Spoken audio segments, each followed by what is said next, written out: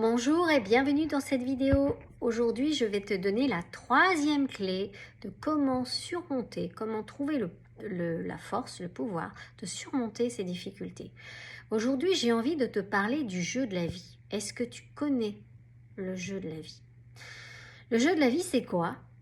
On dit, c'est une petite histoire, libre à toi d'y croire ou de ne pas y adhérer, qui dit que avant de nous incarner en tant qu'âme sur Terre, nous choisissons avec soin nos guides spirituels les plus élevés qui vont nous aider lors de cette vie. Nous choisissons nos parents, nous choisissons notre famille, nous choisissons nos épreuves.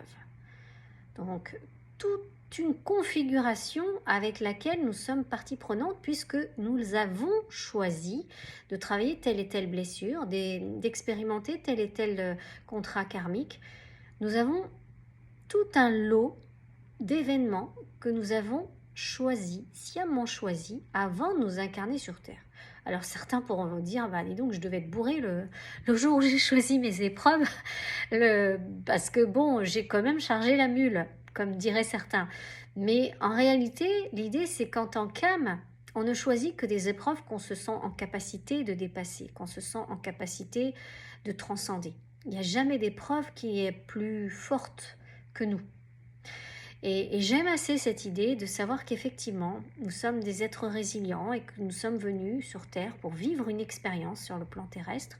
Bien évidemment, une fois qu'on s'incarne, on a le voile de l'oubli qui nous permet d'oublier tout ce qui a été configuré. Et le seul moyen de s'en souvenir, c'est lorsque, au fur et à mesure, que nous apprenions à écouter notre intuition, notre guidance intérieure. Alors c'est certain que lorsqu'on va arriver dans le ventre de notre mère, qu'on va prendre l'émotionnel de notre mère dans les cellules, qu'on va prendre les dettes karmiques familiales, le karma familial, plus le nôtre, plus toutes les injonctions, plus toutes les pollutions psychiques de notre environnement, plus les programmations de la société, bref, j'en passe et des meilleurs, ça fait énormément de couches dans cette densité terrestre et qu'il va nous falloir élaguer au fur et à mesure. C'est pour ça que je ne crois pas au concept du développement personnel, mais plutôt du dépouillement de soi, puisque nous sommes venus sur Terre pour nous dépouiller, pour retrouver cet état d'être, cet état naturel dans lequel nous sommes et dans lequel, en fait, quand nous nous connectons aux hautes fréquences vibratoires de notre être, la guidance se fait. En fait, je ne sais pas comment vous l'expliquer autrement, mais ça se fait simplement. C'est comme si nous pouvions ralentir notre rythme et voir avec clarté et discernement ce qui se présente face à nous.